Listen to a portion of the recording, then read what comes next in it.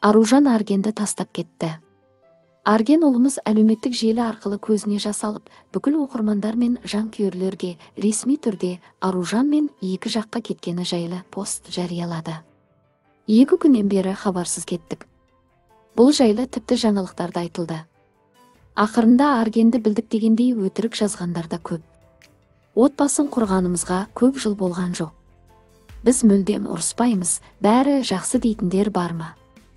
Мен де айттым Аружанға. Аружан, ұрысқанымызды ешкімге айтпа, осында қалсын деп.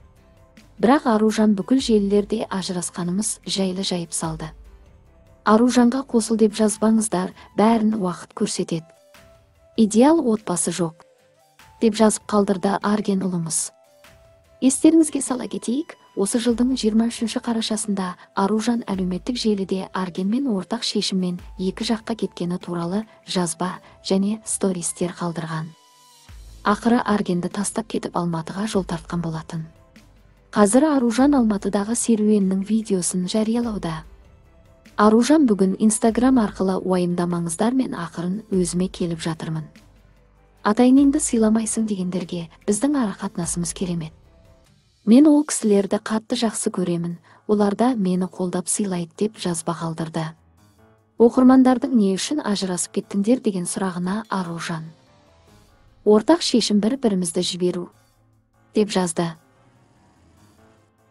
Еске сала кетейік, Аружан мен Арген бір болайық реалити шоуында отбасын құрған болатын. Олардың махаббат хикаясын барлық телекөрермендер мен оқырмандар қолдады. Аружан өз парақшаларында Қырғызстанға келін болған өмірін үнемі жариялап отырды. Олар бақытты өмір сүрді. Шет елдерге саяхат, ізденіс, ата-анасына сыйлықтар ұйымдастырды. Олардың өмірі Инстаграмда тамаша болып көрінді, бірақ өздеріңіз көріп отырғандай, олар екі жаққа кетуді шешті. Олар қайта қосылады деп сенеміз. Арген мен Аружан бақытты болсын.